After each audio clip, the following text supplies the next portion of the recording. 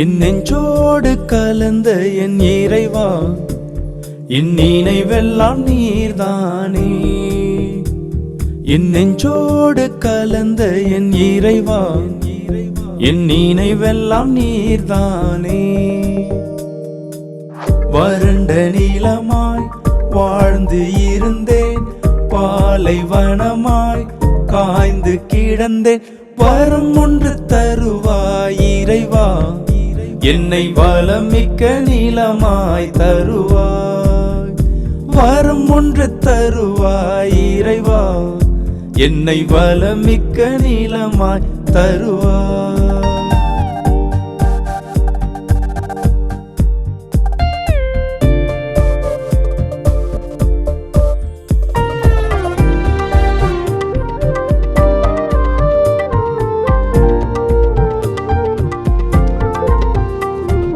கண்ணீரும் கவலையும் நான் சுமந்தேன், கலங்கி தவித்து வாழ்ந்திருந்தேன். கண்ணீரும் கவலையும் நான் சுமந்தேன், கலங்கி தவித்து வாழ்ந்திருந்தேன். பலனை இழந்து வாடியிருந்தேன், பலனை தேடி அலைந்து திரிந்தேன். வரம் ஒன்று தருவாய் இறைவா, என்னை வளமிக்க நீளமாய் தருவாய். வரம் ஒன்று தருவாய் இறைவா, என்னை வளமிக்க நீளமாய் தருவாய்.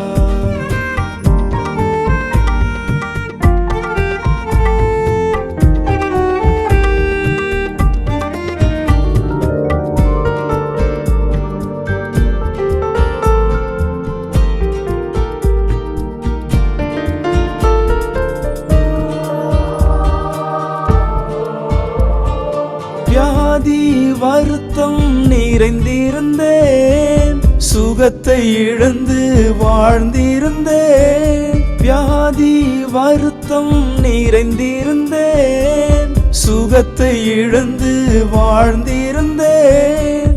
பலனை இழந்து வாடியிருந்தேன், பலனை தேடி அலைந்து திரிந்தேன். வரம் ஒன்று தருவாய் இறைவா, என்னை வளமிக்க நீளமாய் தருவாய். வரம் ஒன்று தருவாய் இறைவா, என்னை வளமிக்க நீளமாய் தருவாய்.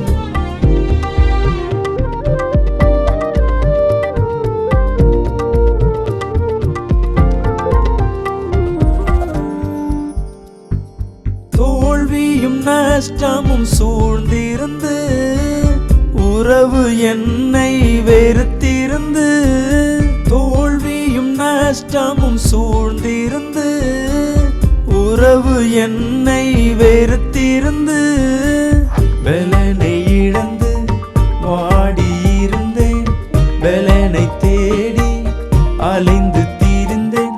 வரம் ஒன்று தருவாய் இறைவா, என்னை வளமிக்க நீளமாய் தருவாய். வரம் ஒன்று தருவாய் இறைவா, என்னை வளமிக்க நீளமாய் தருவாய். என் நெஞ்சோடு கலந்த என் இறைவா, என் நினைவெல்லாம் நீர்தானே. என் நெஞ்சோடு கலந்த என் இறைவா, என் நினைவெல்லாம் நீர்தானே. ஆண்டவராகிய இயேசு கிறிஸ்துவின் இணைய நாமத்தில் உங்களை வாழ்த்தி ஆசீர்வதிக்கிறேன். அன்பு கர்த்தருடைய பிள்ளைகளே, இந்த நாளிலும் நித்தியம் டிவி நிகழ்ச்சியில் இன்றைக்கு நீங்கள் கேட்க போகிற செய்தியை கர்த்தர் ஆஸ்வதிக்கும்படியாக ஜெபத்தோடு இருக்கும்படியாக அன்போடு கேட்டுக்கொள்கிறேன். நாம் வாழ்கிறதான இந்த நாட்களில் இயேசு கிறிஸ்துவின் பாடுகளை பற்றி நாம் உபவாசம் இருந்து ஆலயத்துக்கு சென்று ஒவ்வொரு நாளும் சத்தியத்தை கேட்கின்றோம். வேதம் சொல்லுகிறது, பவுலடியார் 1 கொரிந்தியர் 5ஆம் அதிகாரம் 7ஆம் வசனத்திலே சொல்லுகிறார், பஸ்காவாகிய கிறிஸ்து நமக்காக பலியிடப்பட்டிருக்கிறார். 1 கொரிந்தியர் 5ஆம் அதிகாரம் 7ஆம் வசனம் 8ஆம் வசனம். ஆகையால் நீங்கள் புளிப்பில்லாதவர்களாய் இருக்கிறபடியே புதிதாய் பிசைந்த மாவாய் இருக்கும்படிக்கு பழைய புளித்த மாவை புறம்பே கழித்து போடுங்கள். ஏனெனில் நம்முடைய பஸ்காவாகிய கிறிஸ்து நமக்காக பலியிடப்பட்டிருக்கிறாரே. மட்டுமில்லாமல் ஆதலால் பழைய புளித்த மாவோடு அல்ல, துர்குணம் பொல்லாப்பு என்னும் புளித்த மாவோடு அல்ல, துப்புரவு உண்மை என்னும் புளிப்பில்லாத அப்பத்தோடு பண்டிகையை ஆசிரிக்க கடவோம். இந்த பெரிய வெள்ளிக்கிழமை எல்லாரும் சபையில் ரொம்ப பயபக்தியாக பாவம்லாம் செய்துட்டு பொய்யெல்லாம் பேசிட்டு ஏமாற்றிட்டு கொள்ளை அடிச்சிட்டு கோபத்தோடும் மூர்க்கத்தோடும் எரிச்சலோடும் எல்லாவற்றையும் ஒன்று தெரியாத உன்னை போல வந்து பக்தியோடு பயத்தோடு ஆண்டவரே ஆண்டவரே என் பாவத்தை பண்ணி ஆண்டவரே என்று சும்மா லேசாக ஒப்பு கொடுத்துட்டு திருவிருந்து எடுத்து கொண்டு போயிடுவாங்க. வேதம் அந்த திருவிருந்தை பற்றி சொல். பயத்தோடும் பக்தியோடும் புளிப்பில்லாத அப்பத்தை புசிக்கிற நாம் புளித்த மாவாகிய மாயக்காரரை குறித்து எச்சரிக்கையாருங்கள். நம்முடைய வாழ்க்கையிலே புளிப்புத்தன்மை என்பது அசுத்தத்தை காட்டுகிறது.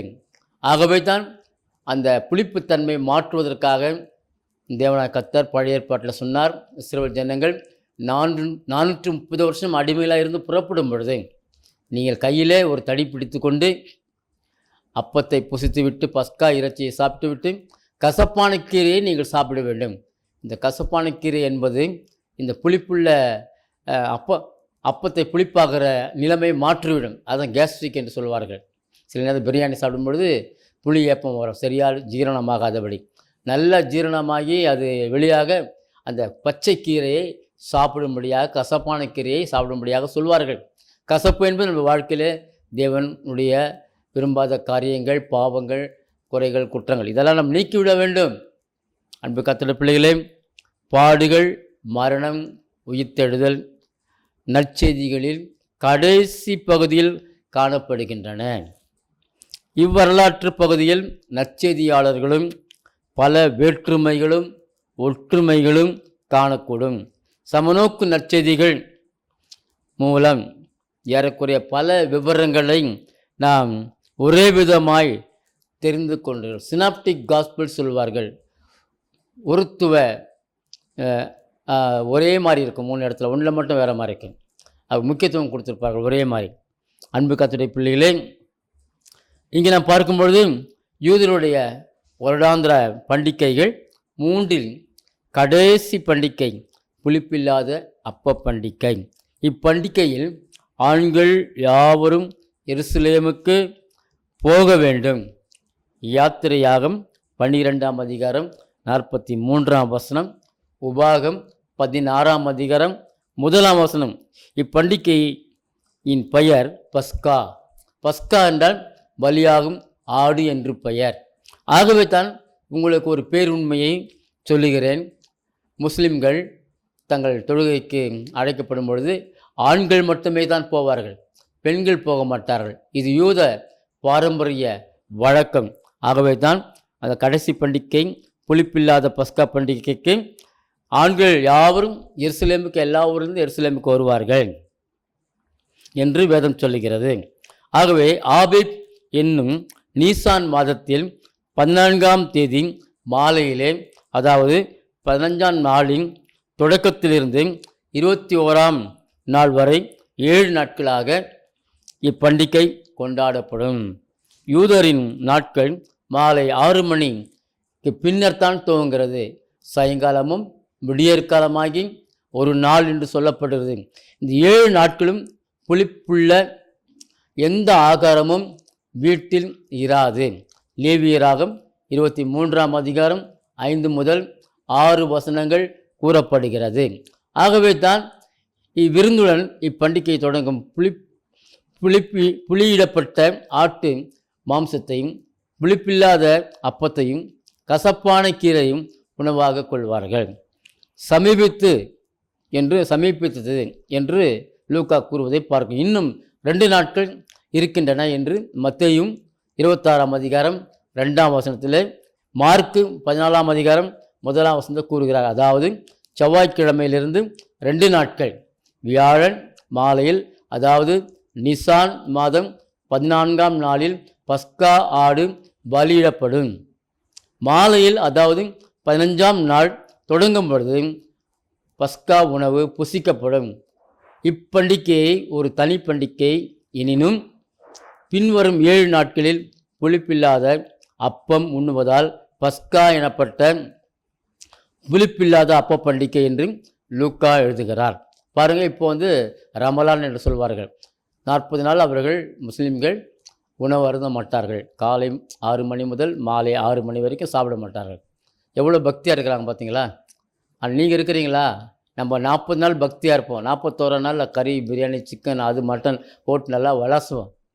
இது வேதம் சொல்லுகிறது. இதை போஜன பிரியனாக இருந்தால் உன் தொண்டையில் உன் கழுத்தில் கத்தி வைக்கணும்னு சொல்லி. ஆகவே இந்த 40 நாள் மட்டும் பக்தியாக இருந்துட்டு அதுக்கப்புறம் பக்தி இல்லாத தன்மையை நாம் அனுசரிப்பது தேவனுக்கு பிரியமில்லாத. எப்போவுமே பக்தியாக இருக்க வேண்டும். அவங்க 40 நாள் நோன்பு எடுக்கிறார்கள், உபவாசம் எடுக்கிறார்கள். நம்ம 40 நாள் உபவாசம் நல்லா கூழ் குடிப்போம், ஆரஞ்சு ஜூஸ் சாப்பிடுவோம், ஆப்பிள் சாப்பிடுவோம், நல்ல பிஸ்கெட் சாப்பிடுவோம், பால் குடிப்போம். அப்போ இது உபவாசமா? இதெல்லாம் ஏமாத்துறது, மயமாலம். இருந்தால் ஆண்டவருக்காக உண்மையாக இரு, இல்லைனா வேணாம். அவர் லூக்கா 6ஆம் அதிகாரம் 16 இவ்விளக்கம் நாம் காணப்போகிறோம். ஸ்காரியோத் என்னும் யூதா அல்லது யூதாஸ் இயேசுவை காட்டி கொடுக்க காரணம் என்ன? அவன் சாத்தானுடைய ஆவிக்கு இடம் கொடுத்தது என்று வேத புலவர்கள் சொல்லுகிறார்கள். சாத்தானுக்கு தன்னை ஒப்பு கொடுத்து விட்டான். சாத்தான் பண ஆசையை இவனுக்குள் உருவாக்கி விட்டான். ஏனென்றால் பணமெல்லாம் இவங்ககிட்ட தான் இருக்குது. இன்றைக்கு அநேக விசுவாசிகள் நிறைய பணம் வச்சுக்கிறாங்க. ஆனால் அவங்களுக்கு கர்த்தருடைய ஊழியக்காரனுக்கு கொடுக்கணும் என்ற நல்ல இடமே வராது. பாருங்கள், நம்ம கொடுத்து அவர் பெரிய ஆளாக போயின்கிறாரு, நம்ம ஏன் கொடுக்கணும்னு சொல்லி 10 ரூபா 20 ரூபா தான் காணிக்கை பெட்டியில் போடுவாங்க. 5 ரூபாவோட போடுவாங்க காயின் டப்புன்னு. இப்படி கர்த்தருக்கு கொடுப்பதற்கு மனதில்லாமல் இருந்தால் சாத்தான் உள்ளே புகுந்து உன்னை அவன் கொள்ளை கொண்டு போய் விடுவான். இந்த யூதாஸில் தான் பணம் இருந்தது. ஆகவே தான் அந்த பணத்தை அவன் சுருட்டி கொள்வதற்கு எடுத்துக்கொள்வதற்கு அவன் பிரயத்தனம் பண்ணுகிறது மட்டுமில்லாமல் அவனுக்குள் பண ஆசை என்ற பிசாசு உள்ளே வந்துட்டான். யாருக்குள்ளே பண ஆசை என்ற பிசாசு வரானோ அவங்க வாழ்க்கை அழிந்து போன ஒரு வாழ்க்கையாக இருக்கும், ஒழிந்து போன ஒரு வாழ்க்கையாக இருக்கும். ஆகவே தான் அவன் அன்று மாலையிலே இயேசு கெத்செமனே தோட்டத்தில் இருக்கும் பொழுது காட்டி கொடுக்க தன் சகாக்களோடு வருகிறான். ஆகவே அன்பான கர்த்தருடைய இயேசுவும் ஒன்றுமே சொல்ல, சிநேகிதனே முத்தத்தினாலா என்ன காட்டி கொடுக்கிறாய் என்று துக்கத்தோடு சொன்னார். ஒரு ஊழியக்காரன் துக்கத்தோடு ஒரு விசுவாசியை கடிந்து கொண்டால் பேசினால் அந்த விசுவாசிக்கு ஆபத்து வந்துடும். ரொம்ப ஜாக்கிரதையாக ஊழியக்காரனை எடுத்து பேசக்கூடாது. ஊழியக்காரனை நம்ம வேதனைப்படுத்தக்கூடாது. பணாசை நமக்குள்ளே இருக்கக்கூடாது. பணாசை எல்லாத்தையுமே வேறுண்டு யாக்கோபு சொல்லுகிறார். அவை பணாசை உன் வாழ்க்கையை அழித்து போடும், குடும்பத்தை அழித்து போடும், உன் சொத்தை அழித்து போடும், சுகத்தை அழித்து போடும். அவை நீங்கள் பணாசை இல்லாமலாயிருந்து என்று வேதம் சொல்லுகிறது. போதும் என்கிற மனதோடு கூடிய தேவ பக்தியை மிகுந்த ஆதாயம் என்று வேதம் சொல்லுகிறது. பஸ்காவும் புளிப்பில்லாத அப்ப பண்டிகையும் ஒன்றோடு ஒன்று தொடர்ந்து வருவதால் ஒன்றின் பெயர் மாற்றத்தக்கதாக இருக்கிறது. நீசான் 14ஆம் தேதி 12ஆம் தேதி மாலை 6 மணியிலிருந்து என்று ஆரம்பிக்கிறது. நேரத்தை குறிக்கிற பஸ்கா ஆடுகள் 14ஆம் தேதி மாலை 2:30 மணி முதல் 5:30 மணி வரை தேவாலயத்தில் பலியிடப்படும். மக்கள் அதை வீடுகளுக்கு கொண்டு வந்து புளிப்பில்லாத அப்பத்துடன் கசப்பு கீரையுடன் திராட்சை பழ ரசத்தோடு புசிப்பார்கள். புளிப்பான உணவுப் பொருட்கள் 13ஆம் தேதி வரை இரவிலே அப்புறப்படுத்த வேண்டும். ராத்திரி வச்சிருந்து காலையில் சாப்பிட்றது புளிப்பான ஆகாரம், அதுதான் நம்ம கேஸ் ட்ரபிள்ஸ் உண்டாகிறது. சீஷர்கள் இருவரின் பெயரை லூக்கா ஒருவரை குறிப்பிடுகிறார். நீசான் 14ஆம் நாள் காலையில் இயேசு தமது நம்பிக்கைக்குரிய இவ்விரு சீடர்களையும் அனுப்பியிருப்பார். சீடர்களே பஸ்காவை பற்றி முதலில் இயேசுவிடம் கேட்டதாக மத்தேயு மார்க்கு கூறுகிறார்கள். யோவான் மார்க்குவின் தாயாகிய மரியாளின் வீடு எருசலேமில் இருந்தது. அப்போஸ்தலர் 12ஆம் அதிகாரம் 12ஆம் வசனம். ஆகவே இந்த வீட்டில் தான் இயேசு பஸ்காவை கொண்டாடினார் என்று பாரம்பரியம் கூறுகிறது. அன்றியும் இதே வீட்டில் தான் உயிர்த்தெழுந்த இயேசு முதலாவது சீடர்களுக்கு அவர் காட்சி அளித்தார். ஆகவே அதே நாள் தான் பரிசுத்த ஆவியானவர் பெந்தேகோஸ்து தினத்தில் ஊற்றப்பட்டார் எனவும் கூறுகிறார். ஆகவே அன்பு கர்த்தருடைய பிள்ளைகளே, ஒரு வீட்டை இந்த நிகழ்ச்சியுடன் தொடங்குகிறார். அது யாருடைய வீடு என்று சொன்னால் மரியாளின் வீடு. அங்கே தான் என்ன பண்ணுறார், பஸ்காவை ஆசரிக்கிறார்கள். உயிர் தெரிந்தவுடனே முதல்ல அங்கே தான் காட்சி அளிக்கிறார். சீசர்களாக பயந்து கதவை பூட்டி கொண்டிருக்கிறார்கள். இயேசு வந்து நின்று அங்கே அப்பியர் ஆகிறார். ஹல்லேலூயா. ஆக அன்பான கர்த்தருடைய பிள்ளைகளை, இந்த செய்தி உங்களுக்கு மிகவும் ஆசீர்வாதமாக இருக்கு என்று நம்புகிறேன். அப்படி இருந்தால் நீங்கள் இன்னும் தெரிந்து கொள்ள வேண்டிய நிறைய காரியங்கள் உண்டு. ஒவ்வொருவரும் ஒரு ஆட்டுக்குட்டியும் தெரிந்து கொள்ள வேண்டும். அப்படின்னா என்ன? ஒரு வீட்டுக்கு ஒரு ஆட்டுக்குட்டி தெரிந்து கொள்ள வேண்டும்.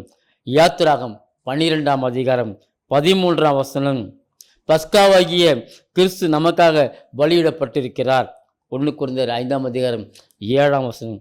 ஒரு மனிதனுக்கு ஒரு ஆட்டுக்குட்டி என்றால் ஆதியாகம் 4:4 வாசிக்கும் பொழுது அதற்கான விளக்கங்கள் கொடுக்கப்பட்டிருக்கிறது. ஒரு வீட்டுக்கு ஒரு ஆட்டுக்குட்டி, ஒரு ஜனத்திற்கு ஒரு ஆட்டுக்குட்டி. ஒரு வீட்டுக்கு ஒரு ஆட்டுக்குட்டி யாத்திராகம் 12:3-4. ஒரு ஜனத்திற்கு ஒரு ஆட்டுக்குட்டி ஏசாயா 53:6 சொல்லப்படுது. உலகத்துக்கு ஒரு ஆட்டுக்குட்டி யோவான் 1ஆம் அதிகாரம் 29ஆம் வசனம். யாத்திராகம் 12ஆம் அதிகாரத்தில் ஆட்டுக்குட்டியை 3 நிலைகளில் பார்க்கின்றோம். உயிரோடு இருக்கும் ஆட்டுக்குட்டி, அடிக்கப்பட்ட ஆட்டுக்குட்டி, அக்கினியால் சுட்டரிக்கப்பட்ட ஆட்டுக்குட்டி. நாம் எல்லாம் இன்றைக்கு உயிரோடு இருக்கிறோம். இயேசுக்காக நாம் அடிக்கப்பட்ட ஆடாக நம்மை ஜீவபலியாக ஒப்பு கொடுக்க வேண்டும். அக்கினியால் சுட்டரிக்கப்பட்ட ஆட்டுக்குட்டி நம்மை இயேசுவினுடைய சமூகத்தில் நம்முடைய பாவங்கள், அக்கிரமங்கள், அநியாயங்கள்லாம் அவருடைய அக்கினியால் சுட்டரிக்க வேண்டும். ஒரு தீர்க்கதரிசி ஒரு பலிபீடத்தை கட்டி அங்கே தண்ணீரை வார்த்து அதன் மீது விறகுகளை அடுக்கி அங்கே மிருகத்தை விறகுகள் அடுக்கி மிருகத்தை இறைச்சி வெளியிடுகிறார். பாருங்கள், அங்கே அந்த நெருப்பு எல்லாவற்றையும் நக்கி போட்டு விட்டது. வானத்திலிருந்து இறங்கி வந்த நெருப்பு. அன்பு கர்த்தருடைய பிள்ளைகளே, ஆகவே நாம் அக்கினியால் சுட்டரிக்கப்பட்ட ஆட்டுக்குட்டியாக இருக்கும்படியாக தேவன் நமக்கு உதவி செய்வாராக. தகன பலி நெருப்பு தேவ சித்தத்திற்கு கிறிஸ்துவுக்கு நம்மை ஒப்படைக்க வேண்டும் என்று லேவியராகம் 1ஆம் அதிகாரம் 7ஆம் வசனம், 8ஆம் வசனம், 12ஆம் வசனம், 17ஆம் வசனம் கூறுகிறது. போஜன பலி எண்ணெய் கிறிஸ்து பரிசுத்த ஆவியினாலும் வல்லமையினாலும் அபிஷேகம் பண்ணப்படுவதற்கு அது அடையாளமாக இருக்கிறது. ஆகவே லேவியராகம் 3ஆம் அதிகாரம் 3, 4, 9, 10, 14, 15 சொல்லப்பட்டிருக்கிறது. பாவ நிவாரண பலி இரத்தம், கிறிஸ்துவின் இரத்தம். பாவத்திற்காக ஈடு செய்கிறது கிறிஸ்துவின் இரத்தம். லேவியராகம் 4ஆம் அதிகாரம் 5ஆம் வசனம், 6ஆம் வசனம், 7ஆம் வசனம், 16ஆம் வசனம், 18ஆம் வசனம். குற்ற நிவாரண பலி பரிகாரம். பாவத்தினால் ஏற்பட்ட காயங்களை கிறிஸ்து பரிகரிக்கிறார். நமக்காக இயேசு சிலுவையிலே சாபமானார். லேவியராகம் 5ஆம் அதிகாரம் 16, 6, 7 சொல்லப்பட்டுகிறது. ஆகவே அன்பு கர்த்தருடைய பிள்ளைகளை, ஆட்டுக்குட்டியை பார்த்தோம். ஆட்டுக்குட்டியினுடைய வெவ்வேறு நிலைகளில் காணப்படும் காரியங்களை நாம் பார்த்தோம். ஆகவே இப்பொழுது பலியினால் தெரிந்தெடுக்கப்படுவது இனம் சுத்தமாக இருக்க வேண்டும், ஆண்பாலாக இருக்க வேண்டும்.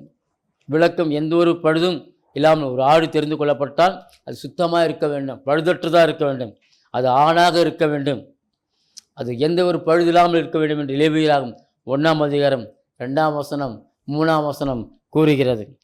ஆகவே குற்றம் செய்தவர்களின் ஒப்படைப்பு லேவியராகம் 1:4. அதை செலுத்துபவன் தன் கைகளை அதன் தலையை மேல் வைத்து அதை கொல்ல வேண்டும். ஆசாரியன் இரத்தத்தை தெளிக்க வேண்டும். அந்த ஆட்டின் மேல் கை வைக்க வேண்டும். அது கொல்லப்பட வேண்டும். அந்த இரத்தத்தை தெளிக்க வேண்டும். ஆகவேதான் இயேசு கிறிஸ்து சொல்கிறார், நம்மை பார்த்து என்ன சொல்கிறார்? ரத்தம் தெளிக்கப்பட வேண்டும். ரத்தம் தெளித்தால், இயேசு ரத்தம் தெளித்தால் சாசு வருவதற்கு அங்கே இடமில்லை. அல்லேலூயா, அல்லேலூயா. ஆகவே பஸ்கா ஆசரிப்பின் 7 தேவைகள் யாத்திராகம் 12ஆம் அதிகாரத்தில் சொல்லப்பட்டுகிறது. நெருப்பினால் சுடப்பட்ட ஆடு வசனம் 8, யாத்திராகம் 12:8. இயேசு சிலுவையில் மரித்ததற்கு இணை ஒரு ஆட்டை நாம் பலியிட்டால் அதனுடைய சாம்பலை பாளையத்துக்கு புறம்பாக கொட்ட வேண்டும். இயேசுவும் அப்படியாக சிலுவையில் அடிக்கப்பட்ட பொழுது பாளையத்துக்கு புறமாக அவர் சிலுவையிலே அடிக்கப்பட்டார். கசப்பான கீரை புசிக்க வேண்டும். பஸ்காவிலே 12 யாத்திரா 12:8 கசப்பு நம்முடைய வாழ்க்கையில் இருக்கிறதான பாவ ஜீவியங்கள் அசுத்த காரியங்களை குறிக்கிறது. புளிப்பில்லாத அப்பம் யாத்திரா 12:8 பரிசுத்த ஜீவித்திற்கும் அது இணையாக காணப்படுகிறது. 1 கொரிந்தியர் 5ஆம் அதிகாரம் 8ஆம் வசனம் கூறுகிறது. அல்லேலூயா. அன்பு கர்த்தருடைய பிள்ளைகளே, சிலுவையில் 7 விதமான வகையான பலன்களை தேவன் நமக்கு கொடுத்தார். சிலுவையும் மகிமையும், மனுஷகுமாரன் மகிமைப்படும் வேலை வந்தது என்று யோவான் 12ஆம் அதிகாரம் 33 சொல்லுகிறார். சிலுவையும் ஆசீர்வாதமும், கோதுமை மணியானது நிலத்தில் விழுந்தால்தான் அதிக பலன் கொடுக்கும். இயேசு நமக்காக ரத்தம் சிந்து நம்மை மீட்டு அவர் பலியாகி அவர் நமக்காக ரட்சிப்பை உண்டாக்கினார். சிலுவையும் சீஷத்துவ தன்மையும், தன் ஜீவனை சிநேகிக்கிறவன் அதை இழந்து போவான். ஆகவே யோவான் 12:25 சொல்லப்படுகிறது. சிலுவையும் பாடுகளும், என் ஆத்துமா கலங்கிறது என்று யோவான் 12:27 இயேசு சொல்லுகிறார். ஆகவே ஆத்துமா நமக்காக, தேவன் பாவ ஆத்மாவுக்காக, ஜீவ ஆத்மாவாக இயேசு தன் இரத்தத்தை சிலுவையிலே சிந்தினார். ஆகவே சிலுவையும் தீர்ப்பும் இப்பொழுதே இந்த உலகத்திற்கு நியாய தீர்ப்பு உண்டாகிறது. யோவான் 12:31 இயேசு சிலுவையில் சென்று நம்முடைய பாவங்களை மன்னித்து நமக்கு நியாய தீர்ப்பிலே நாம் சிக்கிக்கொள்ளாதபடி நல்ல ஒரு நியாய தீர்ப்பு அடையும்படியாக நம்முடைய பாவத்தை மன்னித்து நம்மை சுத்திகரிக்கிறதை நாம் பார்க்கிறோம். ஆகவே அன்பு கர்த்தருடைய பிள்ளைகளே, மெய்யான அப்பம் இயேசு தான். யோவான் 6ஆம் அதிகாரம் 32ஆம் வசனம் தேவன் அருளிய அப்பம். யோவான் 6ஆம் அதிகாரம் 33ஆம் வசனம் ஜீவ அப்பம். யோவான் 6ஆம் அதிகாரம் 35ஆம் வசனம் வானத்திலிருந்து இறங்கின அப்பம். இயேசு வானத்திலிருந்து இறங்கி வந்த நமக்காக. யோவான் 6ஆம் அதிகாரம் 50-51 சொல்லப்பட்டுகிறது. கர்த்தருடைய அப்பம் 1 கொரிந்தியர் 11ஆம் அதிகாரம் 27ஆம் வசனம். ஒரே அப்பம் 1 கொரிந்தியர் 10ஆம் அதிகாரம் 17ஆம் வசனத்தில் சொல்லப்பட்டுகிறது. எபேசியர் 4:4 ஒரே விசுவாசம், ஒரே நம்பிக்கை, ஒரே விசுவாசம், ஒரே நம்பிக்கை, ஒரே ஞானஸ்தானம், ஒரே ஆவி என்று அங்கே சொல்லப்பட்டிருக்கிறது. அன்பு கர்த்தருடைய பிள்ளைகளே, இந்த சிலுவையில் உள்ள எல்லா வார்த்தைகளையும் நாம் கேட்டுக்கொண்டிருந்தோம், இனியும் கேட்கப் போகின்றோம். கர்த்தர் உங்களை நிச்சயமாக ஆசீர்வதிப்பராக. ஆகவே இங்கே நீங்கள் கேட்கிற வசனங்களை குறிப்பெடுத்து நீங்களும் கர்த்தருடைய வார்த்தையை நீங்கள் போதிக்கலாம். நாம் வேதத்தில் பிலாத்து இந்த வார்த்தையை கேட்டபொழுது அதிகமாக பயந்து மறுபடியும் அரண்மனைக்குள்ளே போய் இயேசுவை நோக்கி நீ எங்கே இருந்து வந்தவன் என்று கேட்கிறார். நியாய தீர்ப்பில் அங்கே நிற்கும் பொழுது அதற்கு இயேசு மாறு உத்தரம் ஒன்றுமே சொல்லவில்லை. அப்பொழுது பிலாத்து சொல்கிறார், நீ என்னோடு பேசுகிறது இல்லையா? உன்னை சிலுவையில் அறைய எனக்கு அதிகாரம் உண்டென்றும், உன்னை விடுதலை பண்ண எனக்கு அதிகாரம் உண்டென்றும் உனக்கு தெரியாதா என்றார். இயேசு பிடித்தமாக, பரத்திலிருந்து உமக்கு ஒரு அதிகாரம் கொடுக்கப்படாதிருந்தால் என்மேல் உமக்கு ஒரு அதிகாரம் இராது. ஆனபடினாலே என்னை உம்மிடத்தில் ஒப்பு கொடுத்தவனுக்கு அதிகமாக பாவம் உண்டு என்றார். அவர் ஒரு குற்றமும் செய்யாத நிரபராதியை ஆகிய இயேசுவை விசுவாசிக்கிறார். அது முதல் பிலாத்து அவரை விடுதலை பண்ண வகை தேடினான். யூதர்கள் அவனை நோக்கி, இவனை விடுதலை பண்ணினால் நீ ராயனுக்கு சிநேகிதன் ஆகவே என்று சொல்லி சத்தமிட்டார்கள்.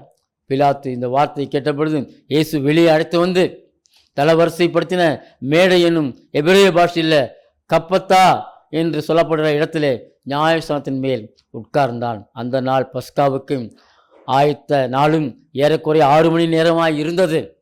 அப்பொழுது அவன் யூதர்களை நோக்கி, இதோ உங்கள் ராஜா என்றான். அவர்கள் இவனை அகற்றும் அகற்றும் சிலுவையில் அறையும் என்று சத்தமிட்டார்கள். அதற்கு பிலாத்து, உங்கள் ராஜாவை நான் சிலுவையில் அறையலாமா வேண்டாமா என்கிறான். பிரதான ஆசாரியர் பிரதித்திரமாக, ராயனுக்கே இல்லாமல் எங்களுக்கு வேறு அதிகாரம், வேறு ராஜா இல்லை என்றார்கள். அவன் 3ஆம் தரம் அவளை நோக்கி, ஏன் இவன் என்ன பொல்லாப்பு செய்தான்? மரணத்துக்கு ஏதுவான குற்றம் ஒன்றும் இவனிடத்தில் காணவில்லையே. ஆகையால் நான் இவனை தண்டித்து விடுதலையாக்குவேன் என்றான். அப்படியிருந்தும் அவரை சிலுவையில் அறைய வேண்டும் என்று அவர் உரத்த சத்தத்தோடு கேட்டார்கள். அவர்களும் பிரதான ஆசாரியரும் இட்ட சத்தமும் மேற்கொண்டது. கலகமும் அதிகமாக இருக்கிறதுனால் தன் பிரயாணத்தினாலே பிரயோஜனமில்லை. பிலாத்து கண்டு ஜனங்களை பிரியப்படுத்த மனதுள்ளனாய் தண்ணீரை அள்ளி ஜனங்களுக்கு முன்பாக அவன் கைகளை கழுவி அவன் தெளித்து விட்டான். ஏனென்றால் இந்த இரத்தப்பழி என்மேல் வரக்கூடாது என்று அவன் தெளித்து விட்டான். நீதிமானுடைய இரத்த பழிக்கு நான் குற்றமற்றவன், நீங்களே பார்த்து கொள்ளுங்கள் என்றான் இந்த பிலாத்து. அதற்கு ஜனங்கள் எல்லாரும் இவனுடைய இரத்தப்பழி எங்கள் மேலும் எங்கள் பிள்ளைகள் மேலும் இருப்பதாக என்று சொன்னார்கள். அப்பொழுது அவர்கள் கேட்டுக்கொண்டபடியே ஆகட்டும் என்று பிலாத்து தீர்ப்பு செய்து கலகத்தின் நிமித்தமாக, கொலை பாதகத்தின் நிமித்தமாக காவலில் போடப்பட்டிருந்தவனாகிய பரபாசை விடுதலை செய்து கொண்டு வந்தார்கள். அவனை விடுவித்தார்கள். இயேசுவை சிலுவையில் அறைந்தார்கள். என்ன சொல்கிறார்கள் தெரியுமா? இவனுடைய பாவம் இரத்தப்பழி எங்கள் மேலே எங்கள் பிள்ளைகள் மேலே வரட்டும். ஆகவே தான் இயேசுவின் உயிர்த்தெழுக்கு பின்பு யூதர்கள் உலக நாடுகள் முழுதும் சிதறடிக்கப்பட்டார்கள். ஏனென்றால் அந்த பாவத்தை சாபத்தை ஏற்றுக்கொண்டார்கள். அவர்களும் அவர் பிள்ளைகளும் எருசலேமிலும் பெரியாவிலும் இன்னும் எல்லா ஊர்களிலும் சிதறடிக்கப்பட்டார். கடைசியாக இப்பொழுது அவர்கள் எருசலேமுக்கு வந்திருக்கிறார்கள். எருசலேமிலே தேவாலயம் இடிக்கப்பட்டு கட்டப்பட வேண்டும். ஆகவே அன்பான கர்த்தருடைய பிள்ளைகளே, புதிய தேவாலயத்தை உருவாக்க வந்திருக்கும் பொழுது இப்பொழுது அங்கே சுற்றிலுமாக மதில் போட்டு அங்கே யூதர்களுக்கு எதிராக அரபியர்கள் முஸ்லிம்கள் அங்கே பாதுகாப்பு படையை வைத்திருக்கின்றார்கள். ஆகவே எப்படி இருந்தாலும் எருசலேம் தேவாலயம் கட்டப்படும். எருசலேம் தேவாலயம் கட்ட ஆரம்பித்தால் ஆண்டவருடைய ரகசிய வருகை நெருங்கி விட்டது என்ற அர்த்தம். அத்திமரம் துளிர்விடும் பொழுது ஆண்டவருடைய வருகை சமயமாக இருக்கின்ற அர்த்தம். காட்டுப்புறாக்களின் சத்தம் கேட்கும் பொழுது ஆண்டவருடைய வருகை சமயமாக அர்த்தம். எனவே அன்பான கர்த்தருடைய பிள்ளைகளே, இது இயேசு வந்து விட்டார், அங்கே வந்து விட்டார் என்று இதோ பொய்த்தீர்க்க சொல்லுகிறார்கள். இதோ 7 வருஷம் அந்திகிறிஸ்து முடிந்து விட்டதுன்னு சொல்லுகிறார்கள். பொய்யான உபதேசம், துருபதேசம் நம்பாதீர்கள். இயேசு வர வேண்டும் என்றால் தேவாலயம் கட்டப்பட வேண்டும். ஆகவே அந்த தேவாலயம் கட்டப்படும் பொழுது, அத்திமரம் துளிர்விடும் பொழுது, யார் அந்த அத்திமரம்? யூதர்கள் துளிர் விட்டார்கள். இப்பொழுது வந்து கொண்டிருக்கிறார்கள். தங்கள் சொந்த தேசத்துக்கு வந்து கொண்டிருக்கிறார்கள். சிதறடிக்கப்பட்ட ஒரு இடத்துக்கு வருகிறார்கள் ஒன்று கூடி. அவர்கள் இப்பொழுது தேவாலயத்தை கட்ட ஆரம்பிக்க இப்பொழுது அங்கே சண்டை நடந்து கொண்டிருக்கிறது. பாருங்கள், பிசாசு எப்படி பண்ணிட்டான்? தேவாலயம் கட்டக்கூடாதபடி அங்கே ஒரு யுத்தத்தை உண்டாக்கி விட்டான். எருசலேம் காசா பட்டணம் யுத்தம் நடந்து கொண்டிருக்கிறது. ஆகவே அன்பான கர்த்தருடைய பிள்ளைகளே, இப்போ ரொம்ப பேர் பல வருஷமாக எருசலேம் டூர் என்று ஏமாற்றி பணம் பிடுங்கி கர்த்தருடைய ஊழியக்காரர்களையும் ஜனங்களை ஏமாற்றி கொண்டு வாழ்ந்து கொண்டிருந்தார்கள். இன்றைக்கி அவங்க வாழ்க்கையெல்லாம் சீர்குலைந்து விட்டது. அவங்களுக்கு பணமும் இல்லை, அவங்களுக்கு மனமும் இல்லை, அவங்களுக்கு எந்த விதமான ஒரு வழியும் இல்லாமல் போய்விட்டது. ஏமாற்றம் எவ்வளோ நாள் ஏமாற்ற முடியும்? கொஞ்ச நாள் தான் ஏமாற்ற முடியும். இயேசு வருகிறார். அவருடைய கால்கள் எருசலேம் மலை மேலே இறங்கும் பொழுது எருசலேம் மலை 2ஆக கிழக்கு மேற்காக பிரிக்கப்படும். அர்மகெதோன் என்ற பள்ளத்தாக்கு உண்டாகும். அங்கே தான் அந்திகிறிஸ்துவினுடைய யுத்தம் உண்டாகும். அந்த யுத்தத்திலே மரிக்கிறவர்களை ஏதோ பில்டவுஸில் கொண்டு போய் புதைக்க முடியாது. ஆகவே தான் அந்த எருசலேமில் பிணம் தின்னும் கழுகுகள் குவிழ்ந்து கிடக்கிறது. அன்றைக்கு அந்த அர்மகெதோன் யுத்தத்தில் அந்த பிணங்களை அந்த கழுகுகள் சாப்பிட்டு இடத்த க்ளீன் பண்ணும். ஆகவே பறவைகளே, உங்களுக்கு ஒரு யாகத்தை உண்டாக்குறேன், வாங்க, மாமிசம் சாப்பிட்டு ரத்தத்தை குடிங்கள் என்று வேதம் சொல்லுகிறது. அன்பு கர்த்தருடைய பிள்ளைகளே, நாம் வாழ்வது கடைசி காலம். இயேசு வரப்போகிறார். அவர் வருகைக்கு நாம் ஆயத்தமாகவும், சிலுவையில் மொழிந்த 7 வார்த்தைகள், சிலுவையில் பாடுபட்ட இயேசு உனக்காக வாசற்படியில் நின்று கதவை தட்டுகிறார். மகனே கதவை தர, மகளே கதவை தர, நான் வரட்டும், உனக்குள் வந்து வாசம் பண்ணட்டும். ஒருவன் கதவை திறந்தால் அவனோடு நான் உட்பிரவேசித்து அவனோடு போஜனம் பண்ணுவேன், அவனும் என்னோடு போஜனம் பண்ணுவேன். அதுதான் திருவிருந்து. தேவனுடைய பரிசுத்த வாழ்க்கையை நீங்கள் மேற்கொள்ள அனுசரியுங்கள். கர்த்தர் உங்களை ஆசீர்வதிப்பாராக. இயேசு வருகைக்கு ஆயத்தமாங்கள். பொய் பேசாதீங்க, ஏமாத்தாதீங்க, விபச்சாரம் பண்ணாதீங்க, திருடாதீங்க, கொள்ளையடிக்காதீங்க, பணத்தை சேர்த்து வைக்காதீங்க. இயேசு உங்களை நேசிக்கிறார், உங்களை ஆசீர்வதிக்கிறார், உங்களை மகிமைப்படுத்த போகிறார். இயேசுக்கே மகிமை உண்டாவதாக. ஆமேன். ஜெபிக்கலாமா? எங்களை அதிகமாக நேசிக்கிறதான பரலோக பிதாவே, சிலுவை பற்றியும் சிலுவையிலே அடிக்கப்பட்ட ஆட்டுக்குட்டியாக இயேசுவை பற்றியும் பஸ்கா ஆட்டுக்குட்டியவனை பற்றியும் நாங்கள் இப்பொழுது கேட்டுக்கொண்டிருந்தோம். பஸ்கா ஆடாகிய நீங்கள் எங்களுக்காக அடிக்கப்பட்டு அடக்கம் பண்ணப்பட்டு உயிர்த்தெழுந்து பிதாவின் வலது பாசத்தை பரிந்து பேசி கொண்டிருக்கிறேன். மீண்டுமாக வருவேன் என்று வாக்குறுதி கொடுத்திருக்கிறேன். நீ வரும்பொழுது நாங்கள் எடுத்துக்கொள்ளப்பட உண்மையில காண எங்களுக்கு உதவி செய்யும், ஆசீர்வதியும் ஆண்டவர் பலப்படுத்தும். வசனம் கேட்ட யாவரையும் ஆசீர்வதியும் இயேசுவின் நாமத்தில் பிதாவே, ஆமேன். அருமையாக என் வசனத்தை கேட்டுக்கொண்டிருக்கிற விசுவாசிகளே, கர்த்தருடைய பிள்ளைகளை, இந்த திரையில் காட்டுறதான தொலைபேசிக்கு நீங்கள் தொடர்பு கொண்டு ஜெப விண்ணப்பத்தை சொல்லுங்கள். அதே போல் நித்தியம் டிவி நிகழ்ச்சியை உண்டாக்குற இடத்துலையும் உங்களுக்காக ஜெபிக்கிறார்கள். நித்திய டிவி நிகழ்ச்சி ப்ரேயர் டவர் உங்களுக்காக ஜனங்கள் ஜெபித்து கொண்டிருக்கிறார்கள். விசுவாசிகள் ஜெபித்து கொண்டிருக்கிறார்கள். ஆகவே உங்கள் விண்ணப்பங்களை அங்கேயே அனுப்புங்கள். இந்த நித்திய டிவிக்கு உங்களால் இயன்ற காணிக்கைகளை நீங்கள் கொடுங்கள். நான் நித்திய டிவி கடந்த வருஷத்தில் காணிக்கை கொடுத்தேன். கர்த்தர் என்னை உலக நாடெல்லாம் கொண்டு வந்துட்டார். மறுபடியும் கொண்டு போக போகிறார். காரணம் என்னவென்றால் கர்த்தருக்கு என்று விதைத்தால் கர்த்தர் நம்மை அறுவடை செய்ய உதவி செய்வார். மறந்து விடாதீர்கள். இந்த ஊழியத்துக்காக தொடர்ந்து தினம் 5 நிமிடங்கள் ஜெபியுங்கள். கர்த்தர் உங்களை ஆசீர்வதிப்பார். ஆமென். மீண்டும் சந்திக்கும் வரை கர்த்தர் உங்களோடு இருப்பாராக.